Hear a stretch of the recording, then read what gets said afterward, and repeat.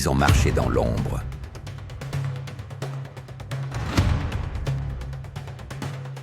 Mais aujourd'hui, ils s'éveillent.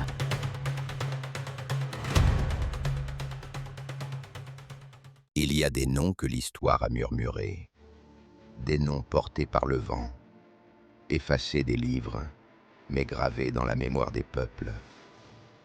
Ndaté Yalambodj est de ceux-là, reine du Waalo, femme de feu, dernier rempart face à l'envahisseur.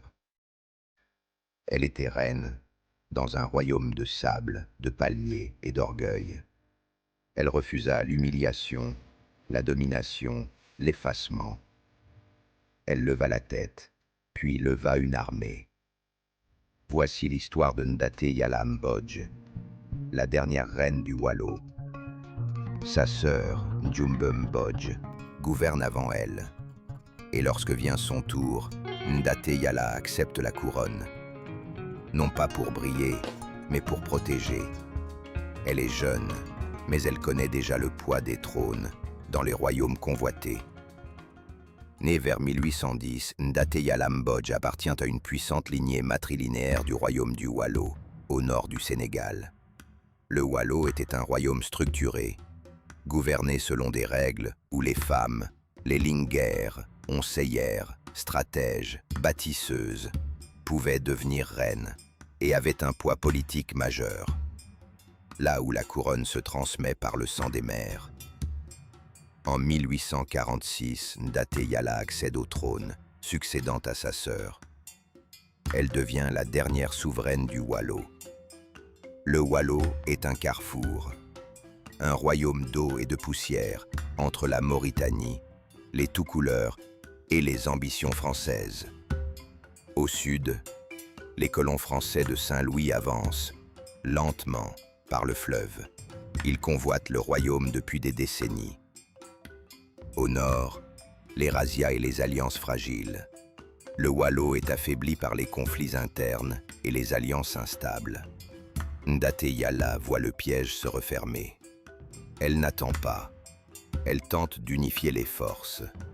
Elle épouse le prince Tidiane Tall, fils du conquérant tout couleur El Hadj Omar Tall, pour rallier les musulmans à sa cause. La reine devient stratège. L'épouse devient rempart. Mais en 1854, un nouveau gouverneur arrive, Louis Faidherbe. Il veut soumettre définitivement le Waalo. Le nouveau gouverneur français exige la soumission totale du Waalo. Ndaté Yala prend sa plume. Elle lui répond par une lettre célèbre, dans un style majestueux, ce que peu de femmes à cette époque osent écrire à un empire. Dites au général que je ne suis point une esclave, qu'il apprenne que je suis la reine du Waalo, libre de mes décisions. Pas une menace, une vérité.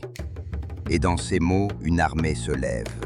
Elle ordonne la mobilisation des guerriers, des nobles, des femmes. Elle défend elle-même les remparts de Nder, sa capitale. Le 25 février 1855, les troupes françaises avancent. Canons, fusils, munitions.